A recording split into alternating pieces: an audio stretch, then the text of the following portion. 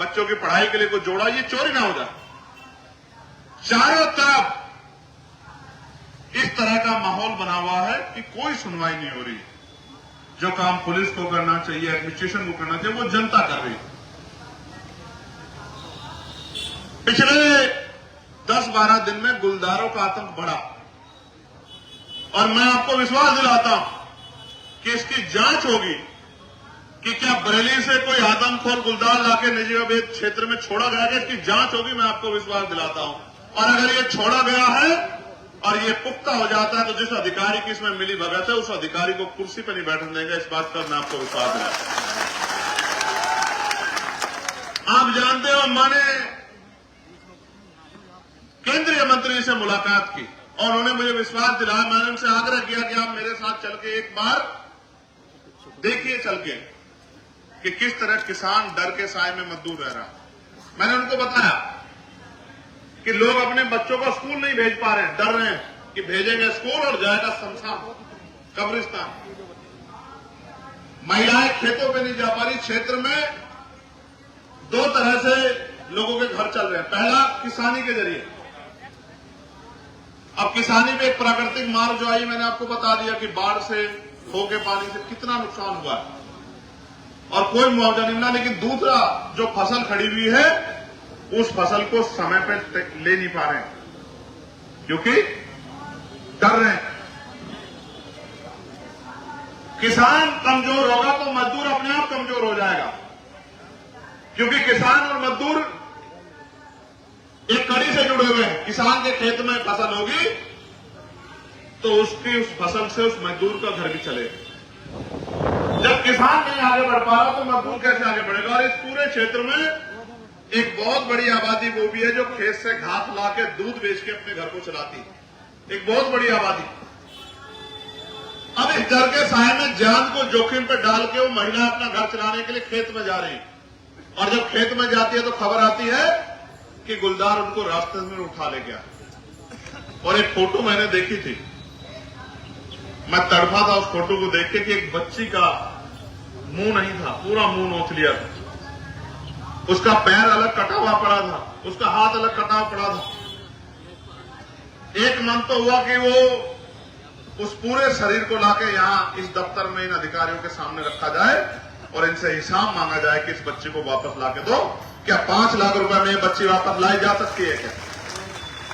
लेकिन अपने पद की गरिमा के अनुसार मैंने बात की कि आप इसमें कार्रवाई करो और हमें विश्वास दिला गया कार्रवाई होगी। मैंने लेटर लिखा तो वाइल्ड लाइफ इंस्टीट्यूट देहरादून की टीम एक यहां आई,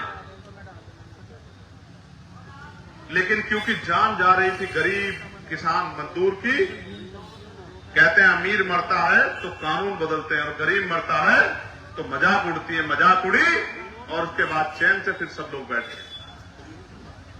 अब सवाल यह है कि ये जुल्म कब तक? जैसा मैंने कहा कि पानी सर के पार हो गया, अब इस पे कोई ठोस कदम उठाने की जरूरत है। और मैं जानता हूं अगर मुझे एक पंजा लगेगा तो पूरे देश को खबर जाएगी। इसलिए मैंने फैसला लिया स्वतः कि हम उस क्षेत्र में जाके रुकने का काम करेंगे जहां गुलदार का सबसे ज्यादा आतंक है।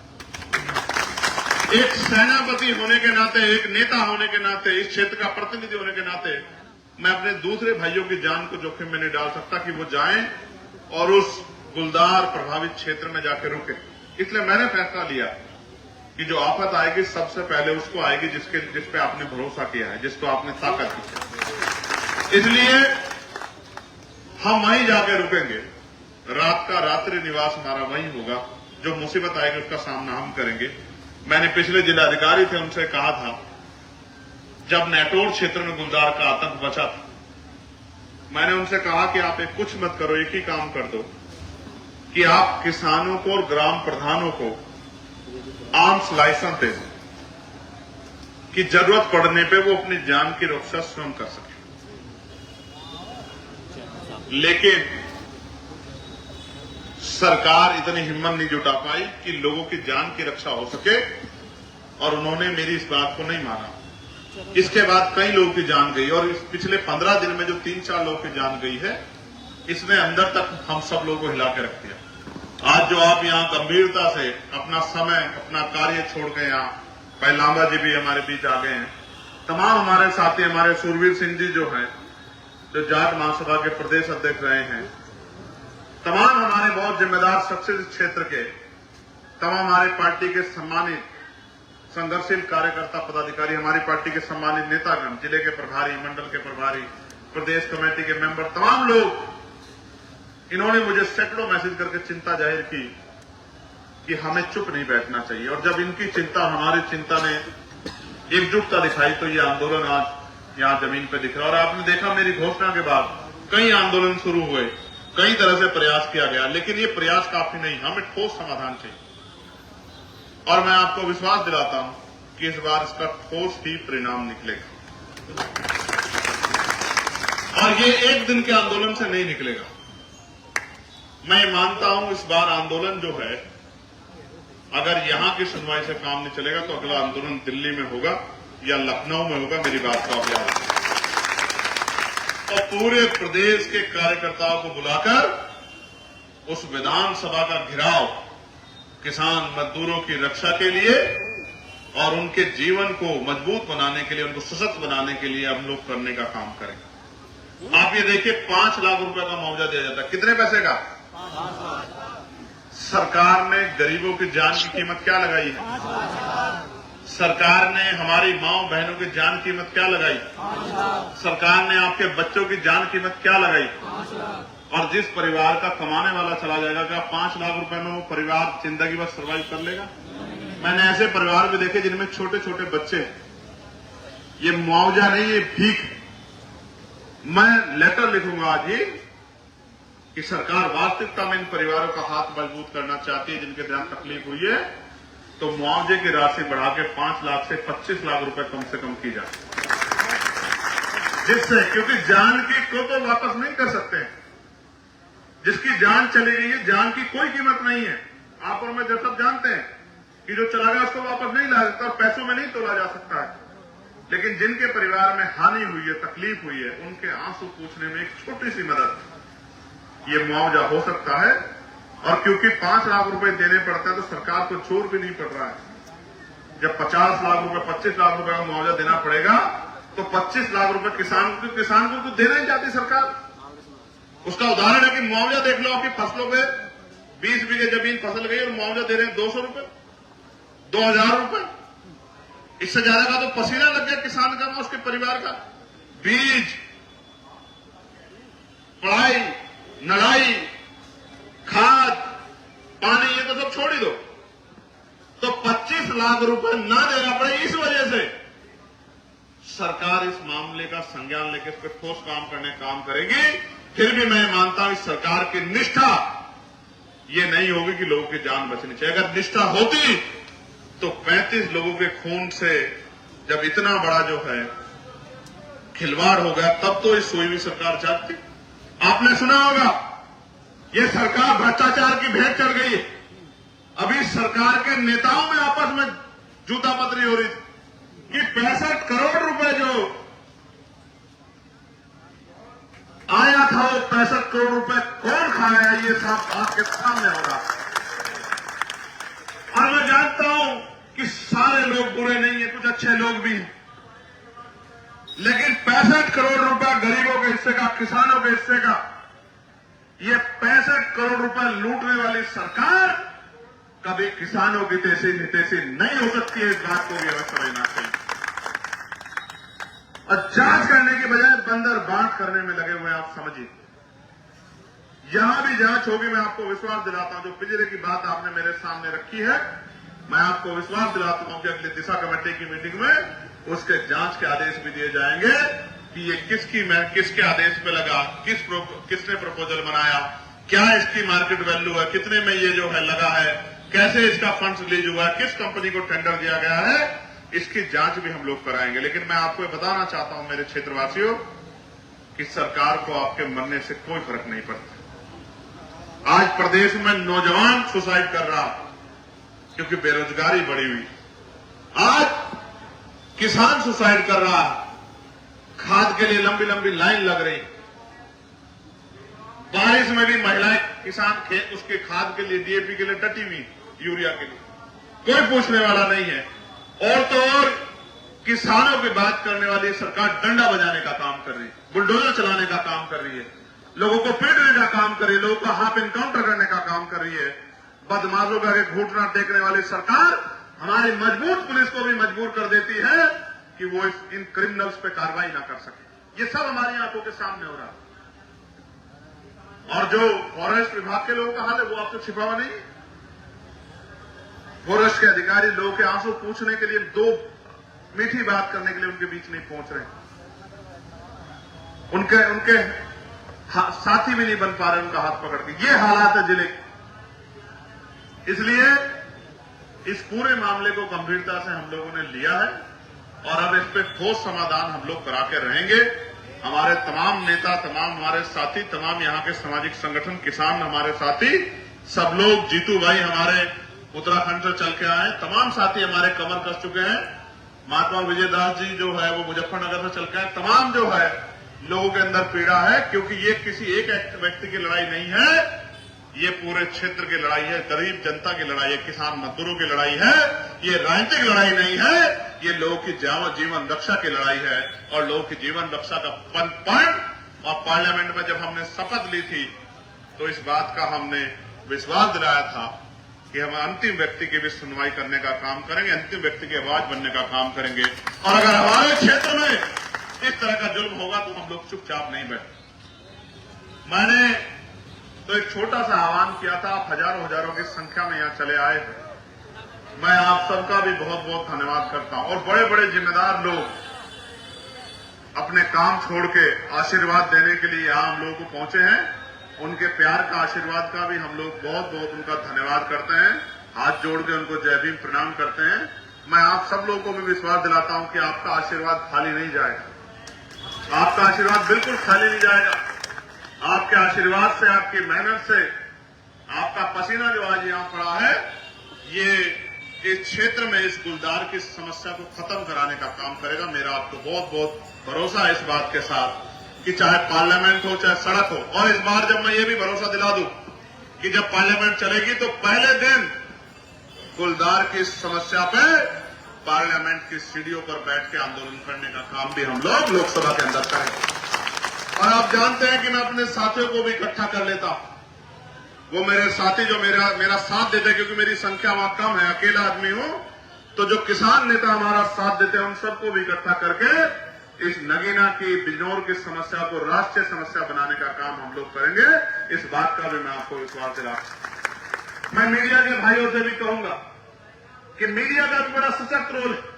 उनको हमसे भी सवाल पूछना चाहिए, उनको एसी के कमरे में बैठे हमारे माननीय अधिकारियों से भी सवाल पूछना चाहिए, और उनको इस निकम्मी सरकार से भी सवाल पूछना चाहिए जो 35 लोगों की जान की कीमत नहीं समझती है, जो 35 लोगों की जान से इतना बड़ा खिलवाड़ होने के बाद भी और चैन से जो है अपने घर में पड़ के सो रही है। सरकार से भी सवाल पूछना चाहिए। लेकिन प्यारे भाइयों, मैं आपसे पूछना भी चाहता हूं, अगर इस आंदोलन को दोबारा से मजबूत करके आगे बढ़ाना पड़ा, क्या आप इस आंदोलन में हम लोग का साथ दोगे?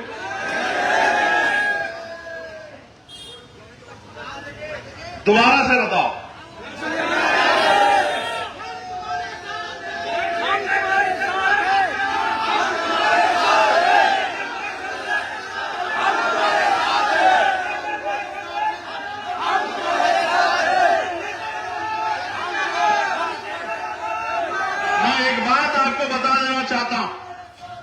मैं एक बात आपको बता देना चाहता हूं।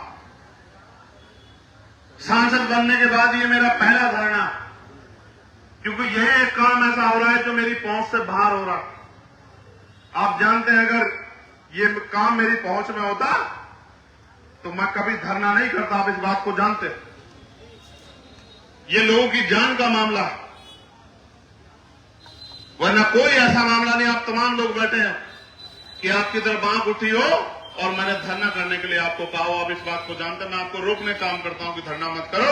आपके पास आपका सांसद है जो आपके जगह अकेला धरना करने का काम करेगा।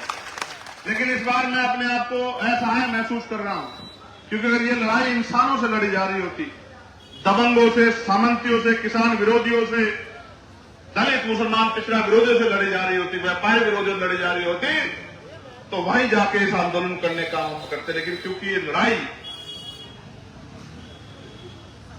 जानवरों से लड़ी जाती है, ये जानवरों से लड़ी जा रही है और सामने समझदारी नहीं है, सामने आतंक है। इसलिए इस आतंक से ऐसे ही लड़ा जाएगा जैसे हमारी सेना आतंकवादियों से लड़ती है, इसी तरह से लड़ा जाएगा। सेना बन के हम लोग लड़ने का काम करें। प्यारे भाइयों, अगर ऐसे बात नहीं बनेगी, मैं और नेताओं के जैसा नहीं हूं, लेकिन क्योंकि आप जानते हो हमारी शक्ति को, मैं चाहता तो सारे अधिकारियों को यहां धूप में आपके बराबर में बिठा सकता था। आप जानते हो नहीं जानते हो इस बात को?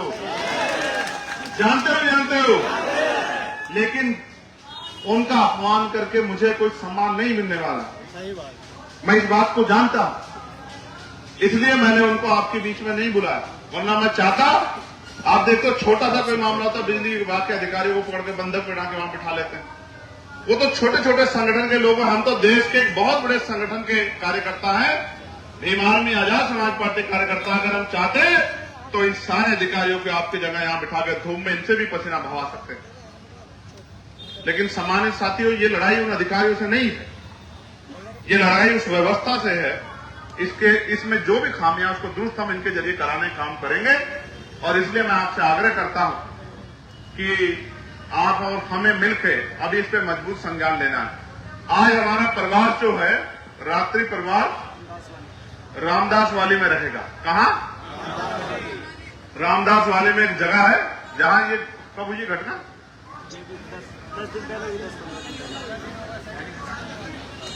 15 दिन हो गए। तो 15 दिन जहां पहले घटना घटी थी, जहां लगातार गुलदार देखा जा रहा है, तो आज हमारा रात्रि प्रवास वहीं रहेगा रामदास वाली। और उसके बाद कल फिर हम उसी क्षेत्र में कहीं ना कहीं जनता दरबार भी लगाएंगे। मैं तब तक अपने कमरे पर नहीं जाऊंगा जब तक यहां से उचित समाधान नहीं होगा। मैं आपको विश्वास दिलाता हूं, चाहे रात कहीं काटनी पड़े और दिन कहीं काटना पड़े, जब तक अस्थायी समाधान नहीं होगा, लोगों को न्याय नहीं मिलेगा, ठोस कार्रवाई नहीं होगी, तब तक मैं अपने कमरे पर वहां धामपुर में नहीं लौटूंगा। और यहीं से जो भी कार्यक्रम होगा वो क्षेत्र से ही किसी न किसी ऐसी जगह से जहां रुकने का मौका मिलेगा वहीं से। बस आपसे आग्रह कि रोटी पानी की व्यवस्था आप लोग करा देना। करा दोगे नहीं करा दोगे? हैं? सच बताओ, दोनों हाथ उठा के बताओ, करा दोगे नहीं करा दोगे? नहीं, ऐसे तो बहुत मजबूत लोग बैठे हैं, ये तो एक एक बारात की व्यवस्था करा सकते हैं, लेकिन इनसे व्यवस्था नहीं करानी, आप ही लोगों से व्यवस्था करानी। ठीक है?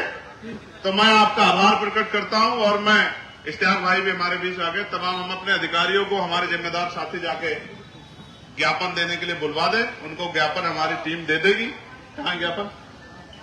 हाँ। और फिर हम लोग जो हैं, मैं आप लोग अपने अपने काम में डटना। मैं जरा रामदास वाली जब तक जो है पूरी जानकारी जुटा के मैं रामदास वाली रहूंगा, फिर तटबंध और जहां जहां समस्या उनको भी देखने के लिए जाऊंगा। लेकिन जैसा मैंने पीड़ित परिवारों से भी मिलना है, लेकिन मैं आपको विश्वास दिलाना चाहता हूं कि इस बार आपकी लड़ाई अंजाम तक पहुंचेगी। पहुंचनी चाहिए नहीं पहुंचनी चाहिए? बताओ। पक्का? गुलदार का आतंक खत्म होना चाहिए, खत्म होना चाहिए? बिजनौर गुलदार मुक्त होना चाहिए, होना चाहिए? बिजनौर गुलदार मुक्त होना चाहिए, होना चाहिए? जोर से बताओ। गुलदार मुक्त बिजनौर, गुलदार मुक्त बिजनौर, गुलदार मुक्त बिजनौर।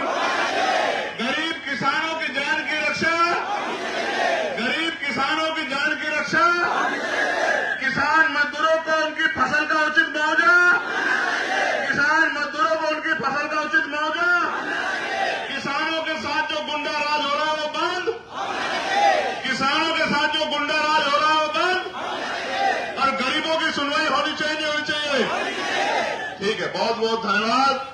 जय भीम, जय भारत।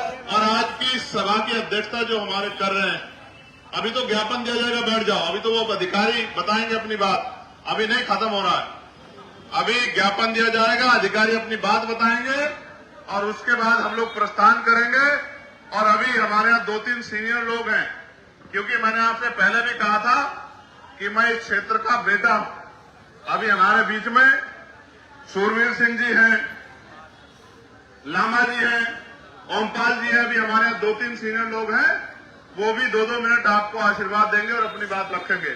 मैं कैलाश लामा जी शुरुआत करूंगा कि वो आए और अपनी बात को रखें।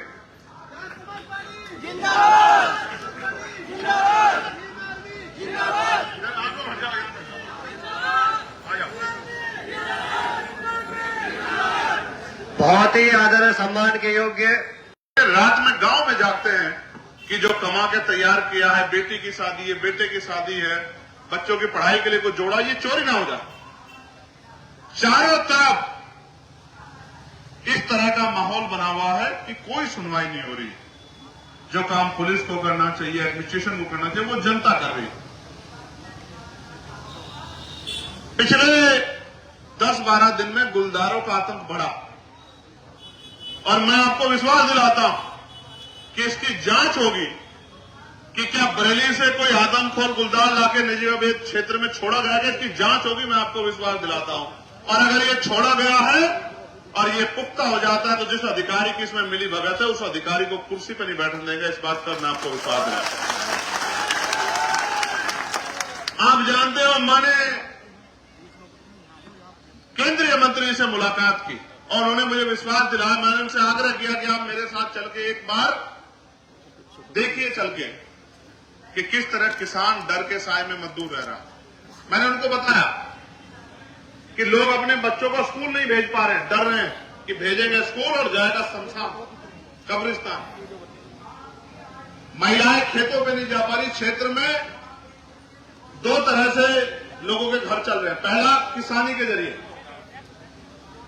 अब किसानी में एक प्राकृतिक मार जो आई, मैंने आपको बता दिया कि बाढ़ से, खो के पानी से कितना नुकसान हुआ है और कोई मुआवजा नहीं मिला। लेकिन दूसरा, जो फसल खड़ी हुई है उस फसल को समय पे ले नहीं पा रहे हैं क्योंकि डर रहे हैं।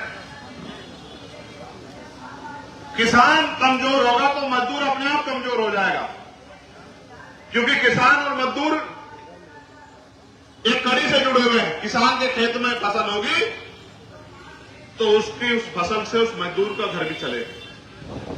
जब किसान नहीं आगे बढ़ पा रहा तो मजदूर कैसे आगे बढ़ेगा। और इस पूरे क्षेत्र में एक बहुत बड़ी आबादी वो भी है जो खेत से घास लाके दूध बेच के अपने घर को चलाती है। एक बहुत बड़ी आबादी।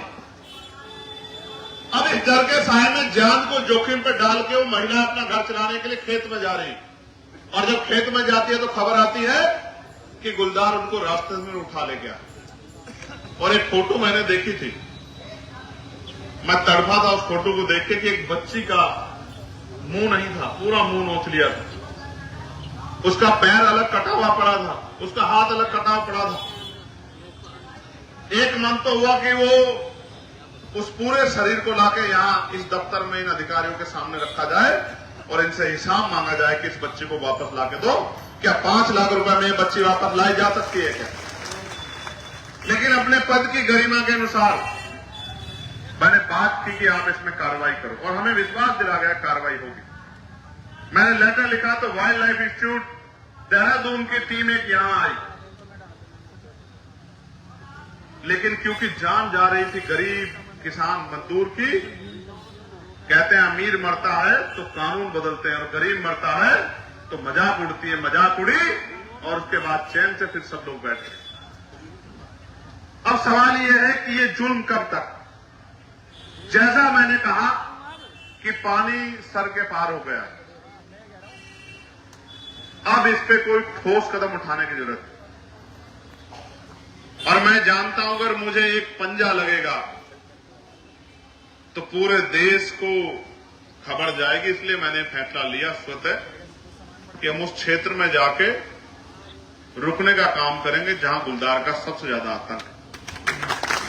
एक सेनापति होने के नाते, एक नेता होने के नाते, इस क्षेत्र का प्रतिनिधि होने के नाते मैं अपने दूसरे भाइयों की जान को जोखिम में नहीं डाल सकता कि वो जाएं और उस गुलदार प्रभावित क्षेत्र में जाके रुके। इसलिए मैंने फैसला लिया कि जो आफत आएगी सबसे पहले उसको आएगी जिस पे आपने भरोसा किया है, जिसको आपने ताकत दी है। इसलिए हम वहीं जाके रुकेंगे। रात का रात्रि निवास हमारा वहीं होगा। जो मुसीबत आएगी उसका सामना हम करेंगे। मैंने पिछले जिलाधिकारी थे उनसे कहा था, जब नेटोर क्षेत्र में गुलदार का आतंक बचा था, मैंने उनसे कहा कि आप एक कुछ मत करो, एक ही काम कर दो कि आप किसानों को और ग्राम प्रधानों को आर्म्स लाइसेंस दे दें कि जरूरत पड़ने पे वो अपनी जान की रक्षा स्वयं कर सके। लेकिन सरकार इतनी हिम्मत नहीं जुटा पाई कि लोगों की जान की रक्षा हो सके, और उन्होंने मेरी इस बात को नहीं माना। इसके बाद कई लोगों की जान गई, और इस पिछले 15 दिन में जो 3-4 लोगों की जान गई है, इसने अंदर तक हम सब लोगों को हिला के रख दिया। आज जो आप यहां गंभीरता से अपना समय, अपना कार्य छोड़ के यहां, भाई लांबा जी भी हमारे बीच आ गए हैं, तमाम हमारे साथी, हमारे सुरवीर सिंह जी जो हैं, जो जाट महासभा के प्रदेश अध्यक्ष रहे हैं, तमाम हमारे बहुत जिम्मेदार शख्स इस क्षेत्र के, तमाम हमारे पार्टी के सम्मानित संघर्षशील कार्यकर्ता पदाधिकारी, हमारी पार्टी के सम्मानित नेतागण, जिले के प्रभारी, मंडल के प्रभारी, प्रदेश कमेटी के मेंबर, तमाम लोग, इन्होंने मुझे सैकड़ों मैसेज करके चिंता जाहिर की कि हमें चुप नहीं बैठना चाहिए। और जब इनकी चिंता, हमारी चिंता ने एकजुटता दिखाई, तो ये आंदोलन आज यहां जमीन पर दिख रहा है। और आपने देखा, मेरी घोषणा के बाद कई आंदोलन शुरू हुए, कई तरह से प्रयास किया गया, लेकिन ये प्रयास काफी नहीं, हमें ठोस समाधान चाहिए। और मैं आपको विश्वास दिलाता हूं कि इस बार इसका ठोस ही परिणाम निकलेगा, और ये एक दिन के आंदोलन से नहीं निकलेगा। मैं मानता हूं इस बार आंदोलन जो है, अगर यहां की सुनवाई से काम नहीं चलेगा तो अगला आंदोलन दिल्ली में होगा या लखनऊ में होगा। मेरी बात का याद रखें। और पूरे प्रदेश के कार्यकर्ताओं को बुलाकर उस विधानसभा का घेराव किसान मजदूरों की रक्षा के लिए और उनके जीवन को मजबूत बनाने के लिए, उनको सशक्त बनाने के लिए हम लोग करने का काम करेंगे। आप ये देखिए, 5 लाख रुपए का मुआवजा दिया जाता है। कितने पैसे का? सरकार ने गरीबों की जान की कीमत क्या लगाई है? सरकार ने हमारी माओ बहनों की जान कीमत क्या लगाई? सरकार ने आपके बच्चों की जान कीमत क्या लगाई? और जिस परिवार का कमाने वाला चला जाएगा, क्या 5 लाख रुपए में वो परिवार जिंदगी भर सर्वाइव कर लेगा? मैंने ऐसे परिवार भी देखे जिनमें छोटे छोटे बच्चे। ये मुआवजा नहीं, ये भीख। मैं लेटर लिखूंगा आज ही कि सरकार वास्तविकता में इन परिवारों का हाथ मजबूत करना चाहती है, जिनके साथ तकलीफ हुई है, तो मुआवजे की राशि बढ़ा के 5 लाख से 25 लाख रुपए कम से कम की जाए, जिससे, क्योंकि जान की को तो वापस नहीं कर सकते। जिसकी जान चली गई है, जान की कोई कीमत नहीं है। आप और मैं जब सब जानते हैं कि जो चला गया उसको वापस नहीं ला सकता, पैसों में नहीं तोला जा सकता है। लेकिन जिनके परिवार में हानि हुई है, तकलीफ हुई है, उनके आंसू पूछने में एक छोटी सी मदद, ये मुआवजा हो सकता है। और क्योंकि 5 लाख रुपए देने पड़ते हैं, तो सरकार को चोर भी नहीं पड़ रहा है। जब 50 लाख रुपए, 25 लाख रुपए का मुआवजा देना पड़ेगा, तो 25 लाख रुपए किसान को तो देना ही चाहती सरकार। उसका उदाहरण है कि मुआवजा देख लो, आपकी फसलों पे 20 बीघे जमीन फसल गई और मुआवजा दे रहे हैं 200 रुपए, 2000 रुपए। इससे ज्यादा का तो पसीना लग गया किसान का, उसके परिवार का। बीज, पढ़ाई, नड़ाई, खाद, पानी, ये तो सब छोड़ ही दो। तो 25 लाख रुपए ना देना पड़े, इस वजह से सरकार इस मामले का संज्ञान लेकर इस पर ठोस काम करेगी। फिर भी मैं मानता हूं इस सरकार की निष्ठा ये नहीं होगी कि लोगों की जान बचनी चाहिए। अगर निष्ठा होती तो 35 लोगों के खून से जब इतना बड़ा जो है खिलवाड़ हो गया, तब तो इस सोई हुई सरकार जागती। आपने सुना होगा, ये सरकार भ्रष्टाचार की भेंट चढ़ गई है। अभी सरकार के नेताओं में आपस में जूता पतरी हो रही थी कि 65 करोड़ रुपए जो आया था, वो 65 करोड़ रुपए कौन खाया, ये सब आपके सामने होगा। और मैं जानता हूं कि सारे लोग बुरे नहीं है, कुछ अच्छे लोग भी हैं, लेकिन 65 करोड़ रुपए गरीबों के हिस्से का, किसानों के हिस्से का, ये 65 करोड़ रुपए लूटने वाली सरकार कभी किसानों की हितैषी नहीं हो सकती है। इस बात को भी हमें समझना चाहिए। और जांच करने की बजाय बंदर बांट करने में लगे हुए हैं। आप समझिए, यहां भी जांच होगी। मैं आपको विश्वास दिलाता हूं, जो पिंजरे की बात आपने मेरे सामने रखी है, मैं आपको विश्वास दिलाता हूं कि अगली दिशा कमेटी की मीटिंग में उसके जांच के आदेश भी दिए जाएंगे कि ये किसके आदेश पे लगा, किसने प्रपोजल बनाया, क्या इसकी मार्केट वैल्यू है, कितने में ये जो है लगा है, कैसे इसका फंड्स रिलीज हुआ है, किस कंपनी को टेंडर दिया गया है, इसकी जांच भी हम लोग कराएंगे। लेकिन मैं आपको बताना चाहता हूं मेरे क्षेत्रवासियों कि सरकार को आपके मरने से कोई फर्क नहीं पड़ता। आज प्रदेश में नौजवान सुसाइड कर रहा क्योंकि बेरोजगारी बढ़ी हुई। आज किसान सुसाइड कर रहा, खाद के लिए लंबी लंबी लाइन लग रही, बारिश में भी महिलाएं किसान उसके खाद के लिए, डीएपी के लिए डटी हुई, यूरिया के लिए, कोई पूछने वाला नहीं है। और तो और किसानों की बात करने वाली सरकार डंडा बजाने का काम कर रही है, बुलडोजर चलाने का काम कर रही है, लोगों को पीटने का काम कर रही है, लोगों का हाफ इनकाउंटर करने का काम कर रही है। बदमाशों का घूटना टेकने वाली सरकार हमारी मजबूत पुलिस को भी मजबूर कर देती है कि वो इन क्रिमिनल्स पे कार्रवाई ना कर सके। ये सब हमारी आंखों के सामने हो रहा है। और जो फॉरेस्ट विभाग के लोगों का हाल है वो आपको छिपा हुआ नहीं। फॉरेस्ट के अधिकारी लोगों के आंसू पूछने के लिए, दो मीठी बात करने के लिए उनके बीच नहीं पहुंच रहे, उनके साथी भी नहीं बन पा रहे उनका हाथ पकड़ के। ये हालात है जिले के। इसलिए इस पूरे मामले को गंभीरता से हम लोगों ने लिया है और अब इस पे ठोस समाधान हम लोग करा के रहेंगे। हमारे तमाम नेता, तमाम हमारे साथी, तमाम यहाँ के सामाजिक संगठन, किसान हमारे साथी, सब लोग, जीतू भाई हमारे उत्तराखंड से चल के आए, तमाम साथी हमारे कमर कस चुके हैं।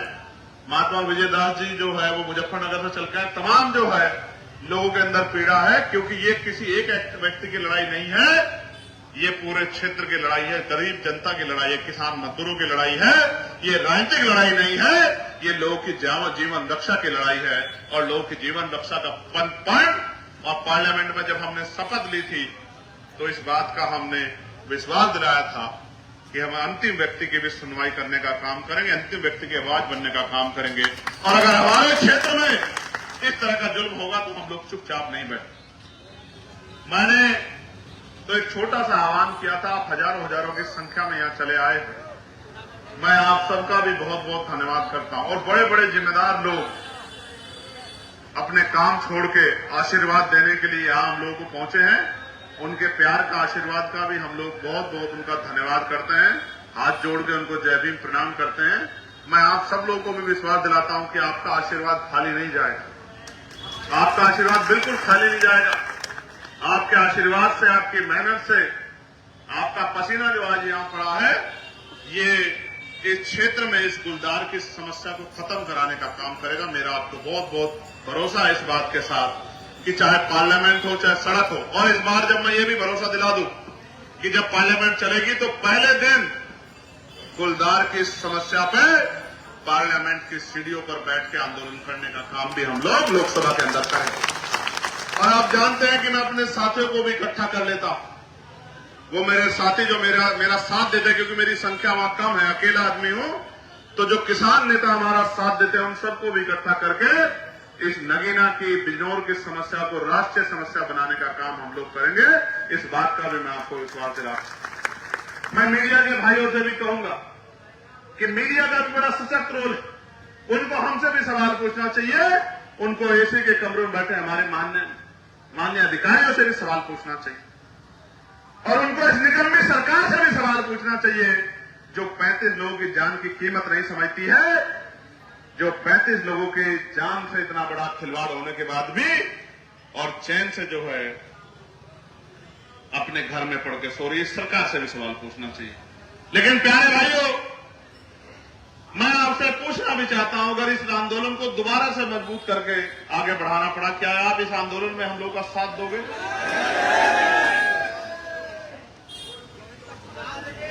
दोबारा से बताओ।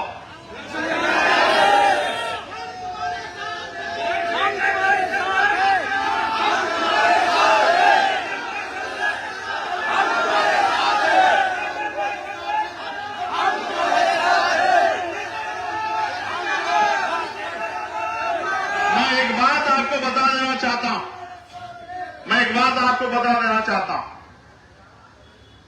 सांसद बनने के बाद ये मेरा पहला धरना, क्योंकि यह एक काम ऐसा हो रहा है जो मेरी पहुंच से बाहर हो रहा। आप जानते हैं अगर ये काम मेरी पहुंच में होता तो मैं कभी धरना नहीं करता, आप इस बात को जानते हैं। ये लोगों की जान का मामला है, वरना कोई ऐसा मामला नहीं। आप तमाम लोग बैठे हैं कि आपकी तरफ आंख उठी हो और मैंने धरना करने के लिए आपको कहा हो, आप इस बात को जानते हैं। मैं आपको रोकने काम करता हूं कि धरना मत करो। आपके पास आपका सांसद है जो आपके जगह अकेला धरना करने काम करेगा। लेकिन इस बार मैं अपने आप को असहाय महसूस कर रहा हूं, क्योंकि अगर ये लड़ाई इंसानों से लड़ी जा रही होती, दबंगों से, सामंतियों से, किसान विरोधियों से, दलित मुसलमान पिछड़ा विरोधियों से लड़ी जा रही होती, व्यापारी विरोधियों से लड़ी जा रही होती, तो वहीं जाके इस आंदोलन करने का हम करते। लेकिन क्योंकि ये लड़ाई जानवरों से लड़ी जा रही है, ये जानवरों से लड़ी जा रही है और सामने समझदारी नहीं है, सामने आतंक है।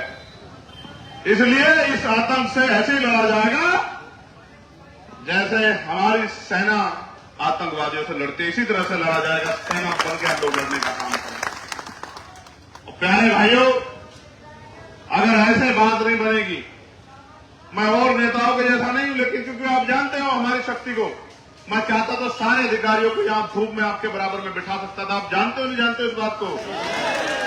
जानते हो नहीं जानते हो? लेकिन उनका अपमान करके मुझे कोई सम्मान नहीं मिलने वाला। सही बात। मैं इस बात को जानता हूं, इसलिए मैंने उनको आपके बीच में नहीं बुलाया। वरना मैं चाहता, आप देखते हो छोटा सा कोई मामला होता, बिजली विभाग के अधिकारियों को पकड़ के बंधक बिठा के वहां बिठा लेते हैं।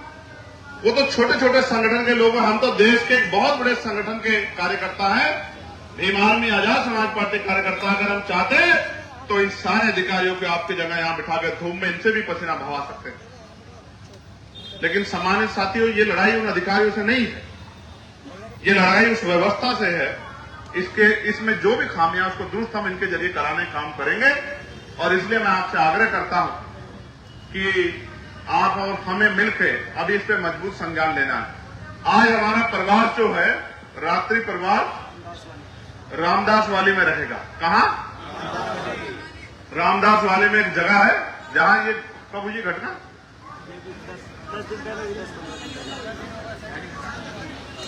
15 दिन हो गए। तो 15 दिन जहां पहले घटना घटी थी, जहां लगातार गुलदार देखा जा रहा है, तो आज हमारा रात्रि प्रवास वहीं रहेगा रामदास वाली। और उसके बाद कल फिर हम उसी क्षेत्र में कहीं ना कहीं जनता दरबार भी लगाएंगे।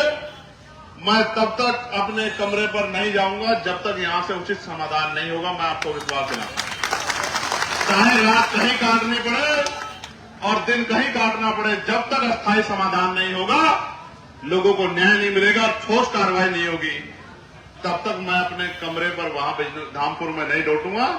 और यहीं से जो भी कार्यक्रम होगा वो क्षेत्र से ही किसी न किसी ऐसी जगह से जहां रुकने का मौका मिलेगा वहीं से। बस आपसे आग्रह कि रोटी पानी की व्यवस्था आप लोग करा देना। करा दोगे नहीं करा दोगे? हैं? सच बताओ, दोनों हाथ उठा के बताओ, करा दोगे नहीं करा दोगे? नहीं, ऐसे तो बहुत मजबूत लोग बैठे हैं, ये तो एक एक बारात की व्यवस्था करा सकते हैं, लेकिन इनसे व्यवस्था नहीं करानी, आप ही लोगों से व्यवस्था करानी। ठीक है? तो मैं आपका आभार प्रकट करता हूं। और मैं इश्तियाक भाई भी हमारे बीच आ गए, तमाम हम अपने अधिकारियों को, हमारे जिम्मेदार साथी जाके ज्ञापन देने के लिए बुलवा दें। उनको ज्ञापन हमारी टीम दे देगी। कहां ज्ञापन? हाँ। और फिर हम लोग जो हैं, मैं आप लोग अपने अपने काम में डटना। मैं जरा रामदास वाली जब तक जो है पूरी जानकारी जुटा के मैं रामदास वाली रहूंगा, फिर तटबंध और जहां जहां समस्या उनको भी देखने के लिए जाऊंगा। लेकिन जैसा मैंने पीड़ित परिवारों से भी मिलना है, लेकिन मैं आपको विश्वास दिलाना चाहता हूं कि इस बार आपकी लड़ाई अंजाम तक पहुंचेगी। पहुंचनी चाहिए नहीं पहुंचनी चाहिए? बताओ, पक्का? गुलदार का आतंक खत्म होना चाहिए, खत्म होना चाहिए? बिजनौर गुलदार मुक्त होना चाहिए, नहीं होना चाहिए? बिजनौर गुलदार मुक्त होना चाहिए, नहीं होना चाहिए? जोर से बताओ, गुलदार मुक्त बिजनौर, गुलदार मुक्त बिजनौर, गुलदार मुक्त बिजनौर।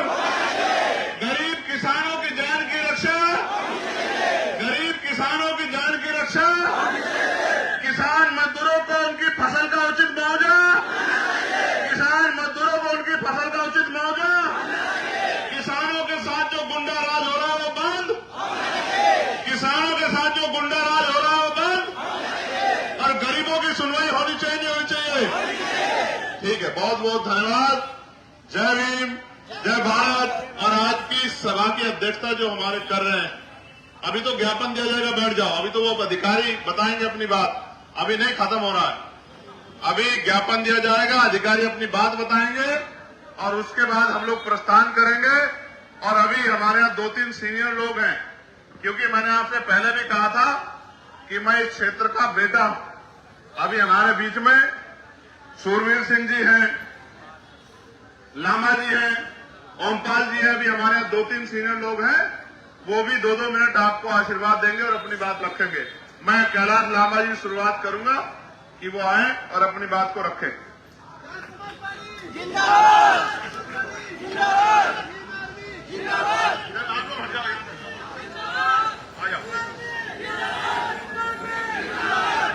बहुत ही आदर और सम्मान के योग्य। रात में गांव में जाते हैं कि जो कमा के तैयार किया है, बेटी की शादी है, बेटे की शादी है, बच्चों की पढ़ाई के लिए कोई जोड़ा, ये चोरी ना हो जाए। चारों तरफ इस तरह का माहौल बना हुआ है कि कोई सुनवाई नहीं हो रही। जो काम पुलिस को करना चाहिए, एडमिनिस्ट्रेशन को करना चाहिए, वो जनता कर रही है।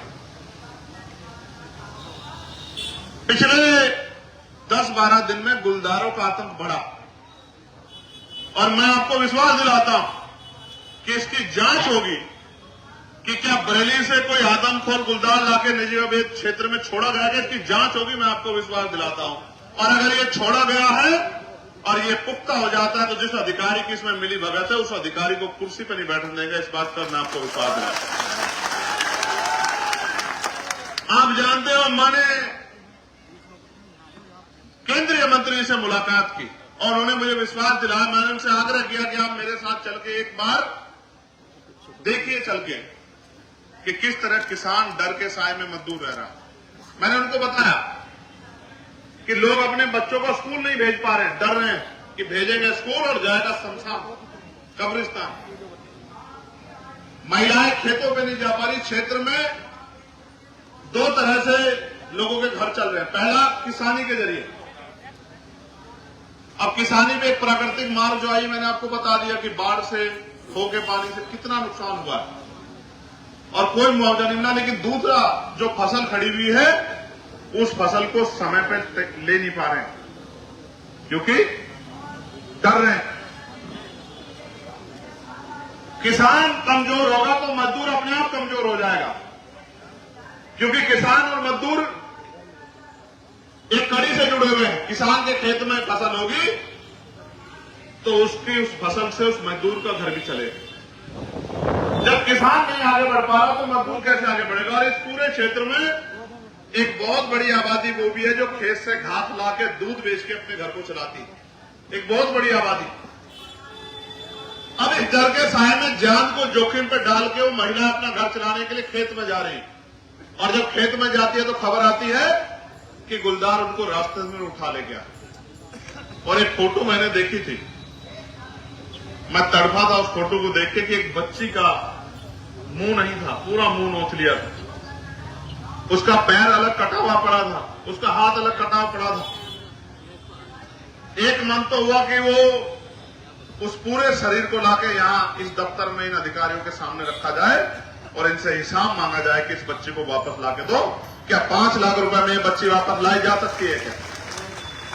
लेकिन अपने पद की गरिमा के अनुसार मैंने बात की कि आप इसमें कार्रवाई करो और हमें विश्वास दिला गया कार्रवाई होगी। मैंने लेटर लिखा तो वाइल्ड लाइफ इंस्टीट्यूट देहरादून की टीम एक यहां आई, लेकिन क्योंकि जान जा रही थी गरीब किसान मजदूर की, कहते हैं अमीर मरता है तो कानून बदलते हैं और गरीब मरता है तो मजाक उड़ती है। मजाक उड़ी और उसके बाद चैन से फिर सब लोग बैठे। अब सवाल यह है कि ये जुल्म कब तक? जैसा मैंने कहा कि पानी सर के पार हो गया, अब इस पे कोई ठोस कदम उठाने की जरूरत है। और मैं जानता हूं अगर मुझे एक पंजा लगेगा तो पूरे देश को खबर जाएगी। इसलिए मैंने फैसला लिया स्वतः कि हम उस क्षेत्र में जाके रुकने का काम करेंगे जहां गुलदार का सबसे ज्यादा आतंक है। एक सेनापति होने के नाते, एक नेता होने के नाते, इस क्षेत्र का प्रतिनिधि होने के नाते मैं अपने दूसरे भाइयों की जान को जोखिम में नहीं डाल सकता कि वो जाएं और उस गुलदार प्रभावित क्षेत्र में जाकर रुके। इसलिए मैंने फैसला लिया कि जो आफत आएगी सबसे पहले उसको आएगी जिस पे आपने भरोसा किया है, जिसको आपने ताकत दी है। इसलिए हम वहीं जाके रुकेंगे। रात का रात्रि निवास हमारा वहीं होगा। जो मुसीबत आएगी उसका सामना हम करेंगे। मैंने पिछले जिलाधिकारी थे उनसे कहा था, जब नेटोर क्षेत्र में गुलदार का आतंक बचा था, मैंने उनसे कहा कि आप एक कुछ मत करो, एक ही काम कर दो कि आप किसानों को और ग्राम प्रधानों को आर्म्स लाइसेंस दे दें कि जरूरत पड़ने पे वो अपनी जान की रक्षा स्वयं कर सके। लेकिन सरकार इतनी हिम्मत नहीं जुटा पाई कि लोगों की जान की रक्षा हो सके और उन्होंने मेरी इस बात को नहीं माना। इसके बाद कई लोगों की जान गई और इस पिछले 15 दिन में जो 3-4 लोगों की जान गई है, इसने अंदर तक हम सब लोगों को हिला के रख दिया।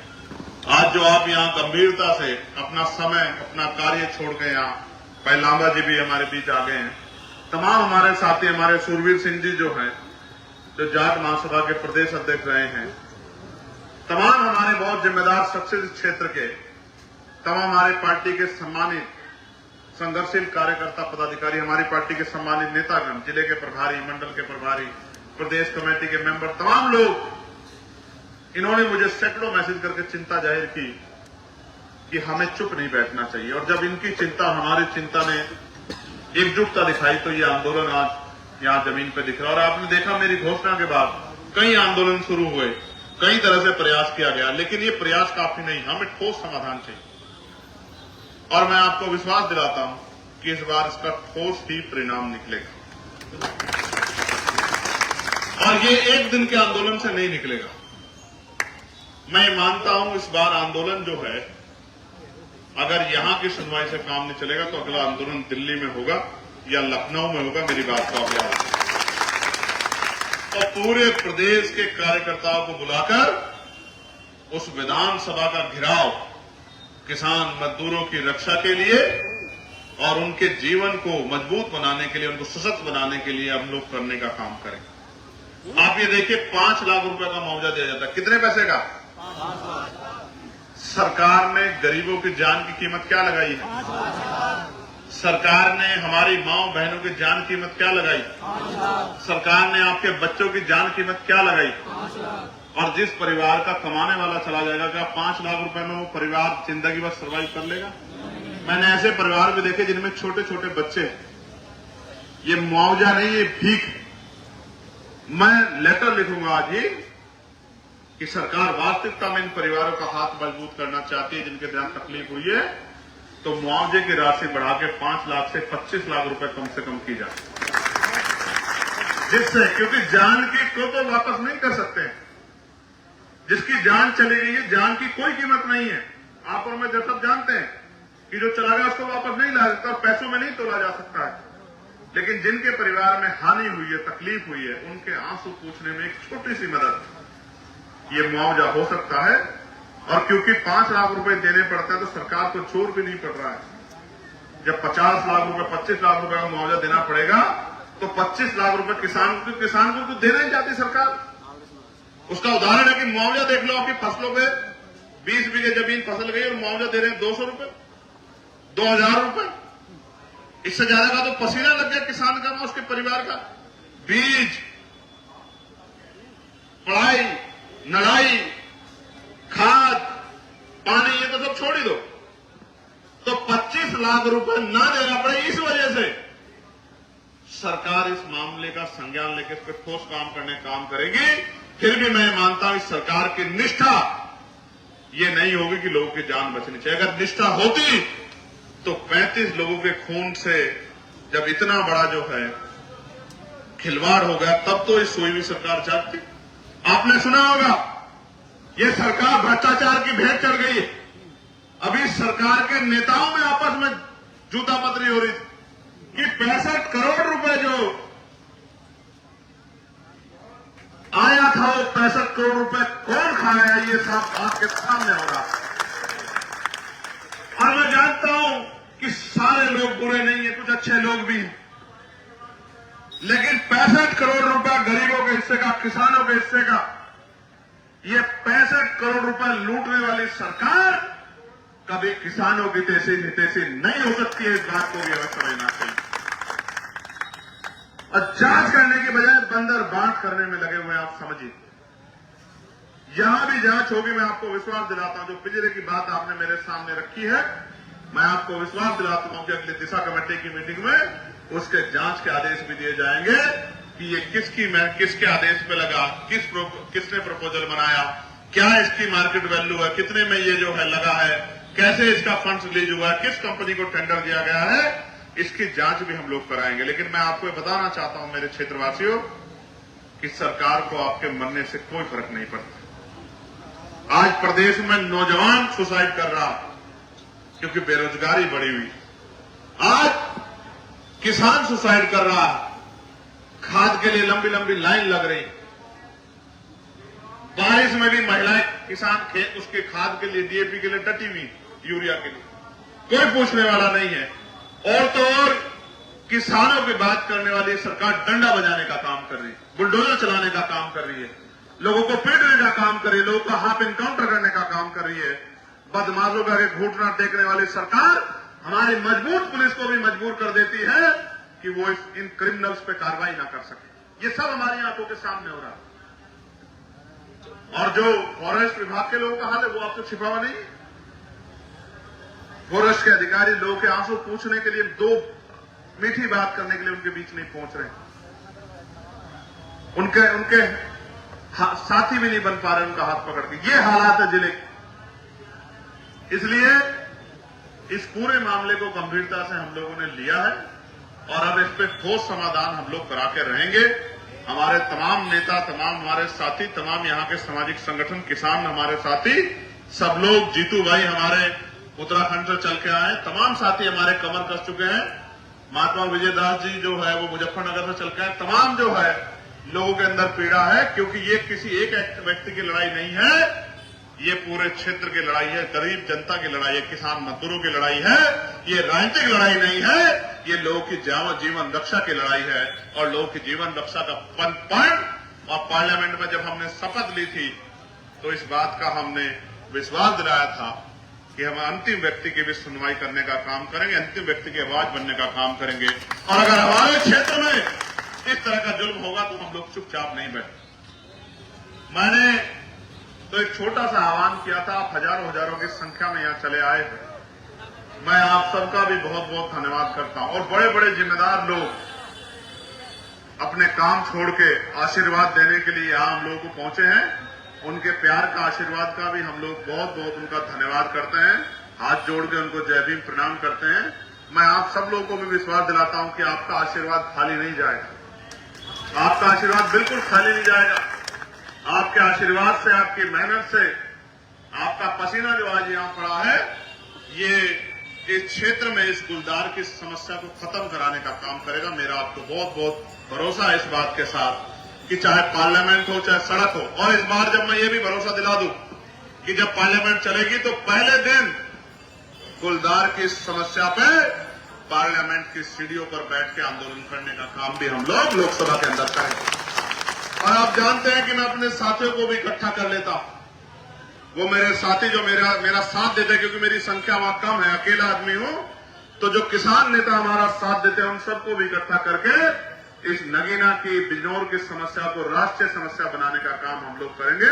इस बात का भी मैं आपको विश्वास दिलाता हूं। मैं मीडिया के भाइयों से भी कहूंगा कि मीडिया का भी बड़ा सशक्त रोल है। उनको हमसे भी सवाल पूछना चाहिए। उनको एसी के कमरे में बैठे हमारे मान्य अधिकारियों से भी सवाल पूछना चाहिए। और उनको इस निकम्मी सरकार से भी सवाल पूछना चाहिए जो 35 लोगों की जान की कीमत नहीं समझती है, जो 35 लोगों की जान से इतना बड़ा खिलवाड़ होने के बाद भी और चैन से जो है अपने घर में पड़ के सो रही है। सरकार से भी सवाल पूछना चाहिए। लेकिन प्यारे भाइयों, मैं आपसे पूछना भी चाहता हूं, अगर इस आंदोलन को दोबारा से मजबूत करके आगे बढ़ाना पड़ा, क्या आप इस आंदोलन में हम लोग का साथ दोगे?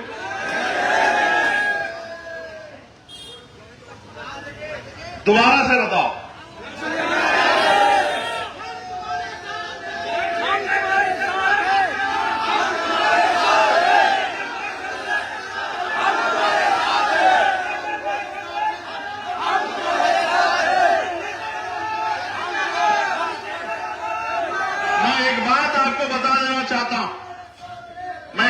आपको बता देना चाहता हूं, सांसद बनने के बाद ये मेरा पहला धरना, क्योंकि यह एक काम ऐसा हो रहा है जो मेरी पहुंच से बाहर हो रहा। आप जानते हैं अगर ये काम मेरी पहुंच में होता तो मैं कभी धरना नहीं करता, आप इस बात को जानते हैं। ये लोगों की जान का मामला है, वरना कोई ऐसा मामला नहीं। आप तमाम लोग बैठे हैं कि आपकी तरफ आंख उठी हो और मैंने धरना करने के लिए आपको कहा हो, आप इस बात को जानते हैं। मैं आपको रोकने काम करता हूं कि धरना मत करो। आपके पास आपका सांसद है जो आपके जगह अकेला धरना करने का काम करेगा। लेकिन इस बार मैं अपने आप को ऐसा है महसूस कर रहा हूं, क्योंकि अगर ये लड़ाई इंसानों से लड़ी जा रही होती, दबंगों से, सामंतियों से, किसान विरोधियों से, दलित मुसलमान पिछड़ा विरोधियों से लड़ी जा रही होती, व्यापारी विरोधियों से लड़ी जा रही होती, तो वहीं जाके इस आंदोलन करने का हम करते। लेकिन क्योंकि ये लड़ाई जानवरों से लड़ी जाती है, ये जानवरों से लड़ी जा रही है और सामने समझदारी नहीं है, सामने आतंक है। इसलिए इस आतंक से ऐसे ही लड़ा जाएगा जैसे हमारी सेना आतंकवादियों से लड़ती है, इसी तरह से लड़ा जाएगा। सेना बन के हम लोग लड़ने का काम करेंगे। प्यारे भाइयों, अगर ऐसे बात नहीं बनेगी, मैं और नेताओं के जैसा नहीं हूं, लेकिन क्योंकि आप जानते हो हमारी शक्ति को, मैं चाहता तो सारे अधिकारियों को यहां धूप में आपके बराबर में बिठा सकता था। आप जानते हो नहीं जानते हो इस बात को? जानते हो नहीं जानते हो? लेकिन उनका अपमान करके मुझे कोई सम्मान नहीं मिलने वाला।